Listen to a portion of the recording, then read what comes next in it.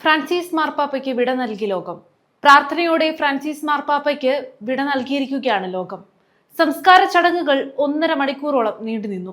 ചടങ്ങുകൾക്ക് മുന്നോടിയായ ദിവ്യബലിയോടെയാണ് സംസ്കാര ശുശ്രൂഷകൾക്ക് തുടക്കമായത്. ചടങ്ങുകൾക്ക് ശേഷം മാർപ്പാപ്പയുടെ ഭൗതിക ശരീരം സെന്റ് പീറ്റേഴ്സ് ബസിലിക്കയിലേക്ക് തിരികെ കൊണ്ടുപോയ ശേഷം അവിടെ നിന്നും 4 കിലോമീറ്റർ അകലെയുള്ള സെന്റ് മേരി മേജർ ബസിലിക്കയിലായിരുന്നു സംസ്കാരം. വിശുദ്ധ കുർബാനയ്ക്ക് ശേഷം വിശ്വാസികൾക്കുള്ള കാരുണ്യ വിതരണവും നടന്നു. ചത്തുരത്തിലേക്ക് വിശ്വാസികളുടെ നിലയ്ക്കാത്ത ഒഴുക്ക് തന്നെയായിരുന്നു. അനിയന്ത്രിതമായ തിരക്ക് കണക്കിലെടുത്ത് വൻ സുരക്ഷാ ക്രമീകരണങ്ങളായിരുന്നു വത്തിക്കാനിൽ ഏർപ്പെടുത്തിയത്. വത്തിക്കാന്റെയും റോമിന്റെയും വിവിധ ഭാഗങ്ങളിൽ സംസ്കാര ശുശ്രൂഷ തത്സമയം കാണാനായി സ്ക്രീനുകളും സജ്ജീകരിച്ചിരുന്നു.